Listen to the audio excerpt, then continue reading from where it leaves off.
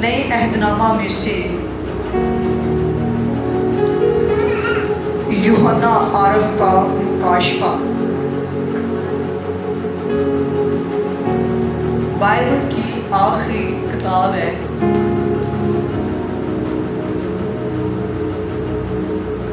یوحنا عارف کا مکاشفہ اور اس کا دوسرا باب ہے۔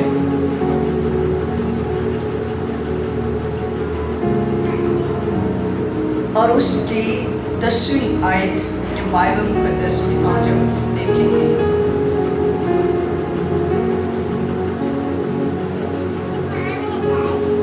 اور کلام خدا میں یہ لکھا ہوا ہے،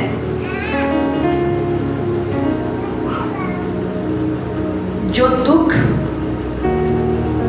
تجھے سہنے ہوں گے ان سے خوف نہ کر، دیکھو ابلیس تم میں سے بعض کو قید میں ڈالنے کو ہے، تاکہ تمہاری آزمائش ہو، اور 10 دن تک مصیبت اٹھاؤ گے، جان دینے تک بھی وفادار رہ، تو میں تجھے زندگی کا تاج دوں گا۔ جس کے کان ہو وہ سنے کہ روح کلیسیاؤں سے کیا فرماتا ہے۔ خداوند کا پاک کلام پڑھے اور سنے جان پر خداوند کی برکت۔ تو بائبل مقدس میں یہ آیت جو آج ہم نے خداوند کے کلام سے پڑھی ہے، آج ہم جو اس میں سے جو کی ورڈ ہماری آیت ہوگی اور اس میں سے جو چند بنیادی باتیں ہم سیکھیں گے وہ یہ ہے کہ وفاداری، کہ انسان کی زندگی کے اندر وفاداری کس قدر انسان کی زندگی کے اندر ہونا چاہیے۔ اور کیا لکھا ہوا ہے، جان دینے تک بھی وفادار رہ، تو میں تجھے زندگی کا تاج دوں گا۔ یعنی کہ یہ وفاداری کا جو انعام یہاں پر لکھا ہوا ہے کہ زندگی کا تاج، خداوند کا کلام کہتا ہے کہ جب تو جان دینے تک میرے ساتھ وفادار رہے گا تو میں تجھے زندگی کا تاج تیری زندگی کے اندر دوں گا۔ بائبل مقدس کے اندر دیکھا جائے تو یہاں مکاشفہ کی کتاب 30 باب کے اندر لکھا ہوا ہے، 11ویں آیت کے اندر لکھا ہوا ہے، دیکھ میں جلد آنے والا ہوں، جو کچھ تیرے پاس اسے تھامے رہے، تاکہ کوئی تیرا تاج نہ چھین لے۔ یعنی کہ کلام کہتا ہے جو تیری زندگی کے اندر ہے اسے تھامے رہے، تاکہ تیری زندگی کا تاج کو تجھ سے چھین کر لے جائے۔ اور یہاں پر لکھا ہوا ہے کہ جو وفادار شخص رہتا ہے اسے میں کلام کہتا ہے زندگی کا تاج دوں گا۔ اور یہاں پر لکھا ہے جان دینے تک وفادار ہے، لیکن اس آیت کے اندر لکھا ہوا ہے کہ جو کچھ تیرے پاس ہے اسے تھامے رہے، تاکہ تیرے زندگی کا تاج تجھ سے کوئی چھین کر نہ لے کر چلا جائے۔ اور وفاداری کے مطابق بائبل مقدس میں سے اگر دیکھا جائے تو بہت ساری بنیادی باتیں بائبل مقدس کے اندر ہمیں ملتی ہے۔ وفاداری خداوند کا کلام ہمیں بائبل کے اندر بتاتا ہے کہ وہ خدا کے لوگ جو اپنے لوگوں کے ساتھ وفادار اور خدا کے ساتھ وفادار رہتے ہیں۔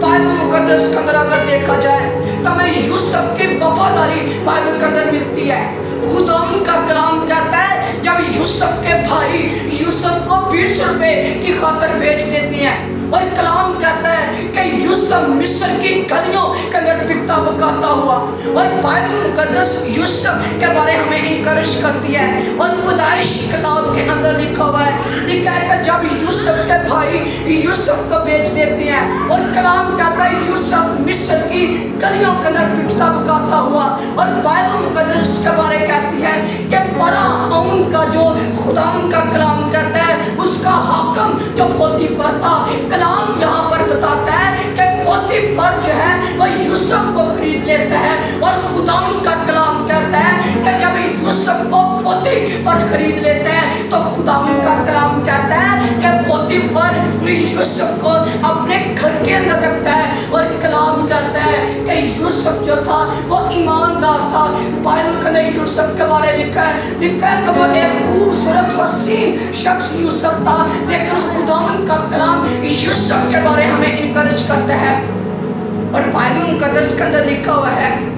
कि जब यूसुफ पोतीफर के घर के अंदर आता है, कलाम कहता है कि उसे अपने घर के अंदर रखता है। बाइबल मुकद्दस यूसुफ के बारे में फरमाती है, लिखा है कि यूसुफ को जब वो देखता पोतीफर अपने घर के अंदर रखता है कि वो दयानेदार है, ईमानदार, वफादार शख्स है। कलाम कहता पोतीफर ने उसे अपने सारे घर का मुख्तार उसे बना दिया, यानी इख्तियार पोतीफर ने जो यूसुफ को दे दिया। लेकिन खुदा का कलाम उस जगह पर हमें बताता है, बाइबल मुकद्दस के अंदर लिखा हुआ है कि जब यूसुफ को घर का सारा इख्तियार थाम दिया जाता है, लेकिन बाइबल मुकद्दस के अंदर लिखा हुआ है कि जब पोतीफर की बीवी होती है, और खुदा का कलाम कहता है कि पोतीफर की बीवी ने जो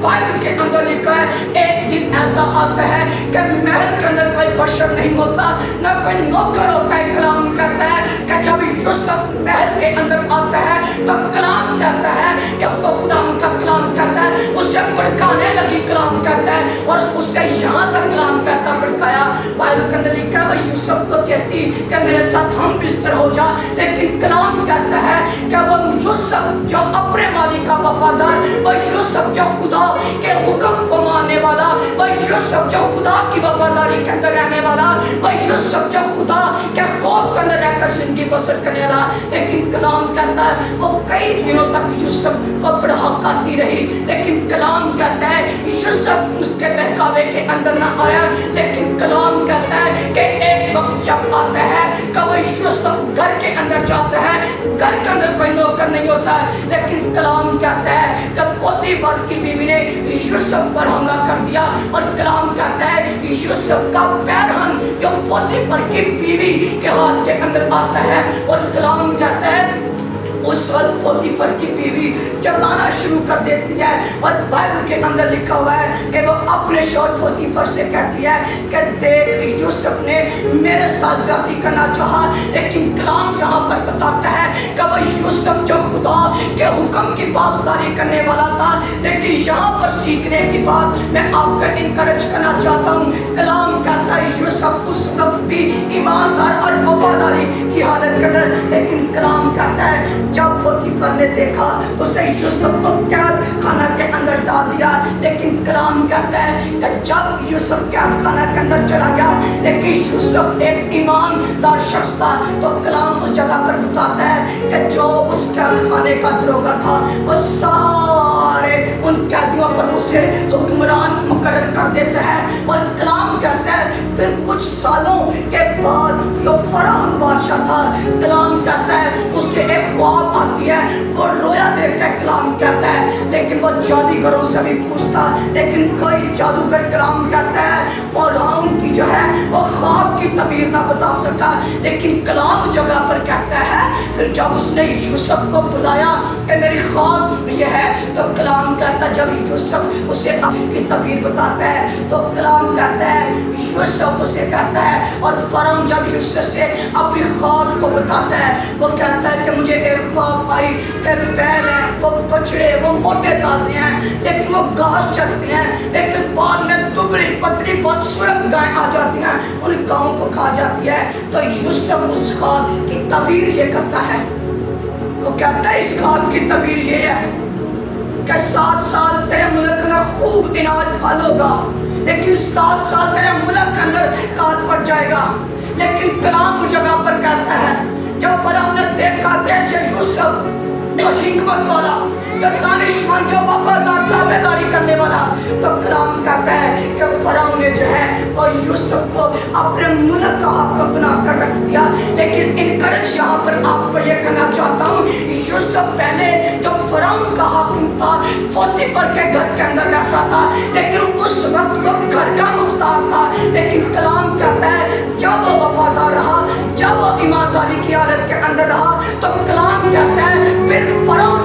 نے جو ہے کلام یہاں پر انکریج کرتا ہے اسے پورے ملک کا حق بنا کر رکھتا ہے کہ بڑا ہوگا اس کی زندگی کے اندر آگا جب انسان وفادار رہتا ہے تابعداری کی حالت کے اندر رہتا ہے وہ چھوٹے عہدوں سے ہو کر وہ خدا اسے کامیاب کر دیتا ہے لیکن بشرط یہ کہ وفاداری ہماری زندگی کے اندر ہونا چاہیے یوسف وفادار تھا وہ پہلے گھر کا مختار تھا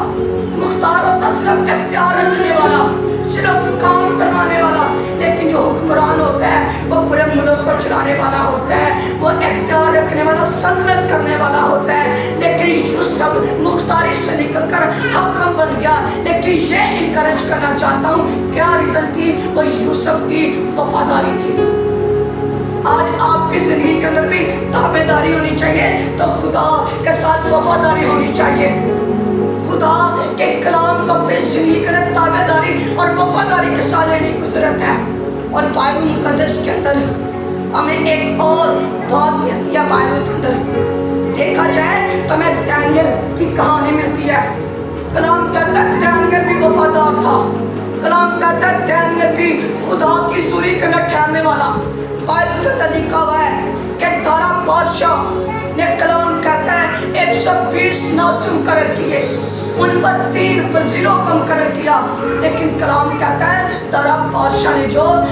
دانیل تھا خداوند کا کلام کہتا ہے دانیل بھی وفادار خدا کے خوف کے اندر رہنے والا لیکن کلام کہتا ہے دارا بادشاہ نے ان وزیروں اور ان نازوں پر دانیل کو اختیار بخشا ان پر مختار بنا دیا لیکن کلام یہاں پر بتاتا ہے تو جو وزیر ہوتے ہیں وہ دانیل سے حسد کرنا شروع کر دیتے ہیں لیکن خدا ان کا کلام کہتا ہے کہ وہ کہتے ہیں دانیل کو ہم اس طرح گمراہ نہیں کر سکتے اگر ہم اسے گمراہی کی طرف لے آ سکتے ہیں تو کہتا ہے خدا کی شریعت کے مطابق اسے گمراہ کر سکتے ہیں کیونکہ انہیں معلوم تھا کہ دانیل دن میں حسب معمول 3 بار دعا کرتا تھا اس قدر وفادار تھا لیکن خدا ان کا کلام فرماتا ہے کہ جب دارا بادشاہ کے پاس جاتے وزیر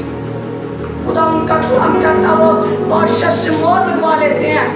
کہ جب بادشاہ 30 دن تک جو تیرے سوا کسی اور کی عبادت کرے کسی اور کا مانے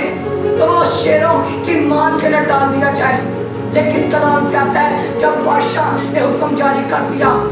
تو یہ دانیل کا کلام کہتا ہے وہ اپنے کمرے کی کھڑکی کا کھول کر کلام کہتا ہے وہ دن میں 3 بار دعا کیا کرتا اور بائبل کے اندر لکھا ہوا ہے کہ جب دانیل دعا کرتا ہے تو لوگ اسے دیکھتے اور بادشاہ کے پاس لے آتے ہیں اور خدا ان کا کلام کہتا ہے کہ بادشاہ دانیل کو شیروں کی مان کے اندر ڈال دیتا ہے اور خدا ان کا کلام کہتا ہے بادشاہ گھبراتا ہے پریشان ہوتا رہتا ہے بے چین ہو جاتا ہے کلام کہتا ہے وہ رات کو فاقے کے اندر ٹھہر جاتا ہے وہ نہ کچھ کھاتا ہے لیکن کلام کہتا ہے جب صبح ہوتی ہے تو بادشاہ دانیل کے پاس جاتا ہے اور کہتا ہے دانیل دیکھ سیدھا خدا کے بندے تو جیتا ہے تو دانیل کہتا ہے اے بادشاہ کو مبارک کر میرے خدا نے اپنا ہاتھ بڑھا کر مجھے بچا لیا اور خداوند کا کلام یہاں پر بتاتا ہے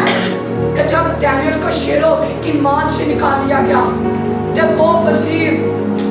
کلام کہتا جن کے کہنے سے دانیل کو شیروں کی مان کر ڈال دیا گیا تو کلام کہتا ہے بادشاہ نے فرمان جاری کیا کہ ان کے بچوں بیوی سمیت انہیں جو شیروں کی مان کر ڈال دیا جائے کلام کہتا ہے مصیبت آئی لیکن خدا ان کا کلام کہتا ہے دانیل وفادار رہا دانیل خدا کے ساتھ اپنی وفاداری کا اظہار کرتا وہ نظر آتا ہے آج مصیبتیں آ سکتی ہیں حالات برے آ سکتے ہیں لیکن ہماری وفاداری ہمیشہ خدا کے ساتھ قائم اور دائم رہنی چاہیے